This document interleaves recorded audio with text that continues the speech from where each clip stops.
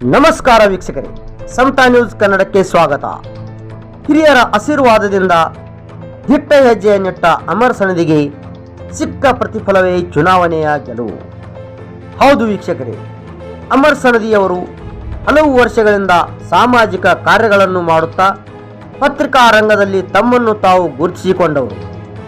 ರಾಜ್ಯದಲ್ಲಿ ಉಪಚುನಾವಣೆ ಘೋಷಣೆ ಆಗುತ್ತಿದ್ದಂತೆಯೇ ಗ್ರಾಮದ ಹಿರಿಯರ ಆಶೀರ್ವಾದ ಪಡೆದು ಬೆಳಗಾವಿ ಜಿಲ್ಲೆಯ ರಾಯಬಾಗ್ ತಾಲೂಕಿನ ನೆಡಗುಂದಿ ಗ್ರಾಮ ಪಂಚಾಯಿತಿಗೆ ಸ್ಪರ್ಧಿಸಿ ಸುಮಾರು 49 ಮತಗಳ ಅಂತರದಿಂದ ವಿಜಯಶಾಲಿಯಾಗಿ ತಮ್ಮ ಜೀವನದಲ್ಲಿ ರಾಜಕೀಯ ಹೆಜ್ಜೆಯನ್ನು ಅತಿ ಕಡಿಮೆ ವಯಸ್ಸಿನಲ್ಲೇ ಇಟ್ಟಿದ್ದಾರೆ.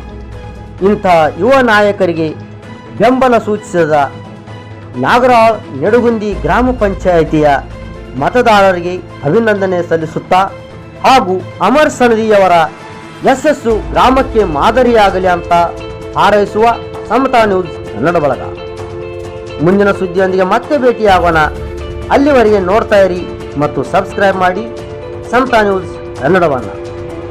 ವರದಿ ಮುಖೇಶ್ ಕುಮಾರ್ ಲಂಬುಗೋರ್. ನಮಸ್ಕಾರ.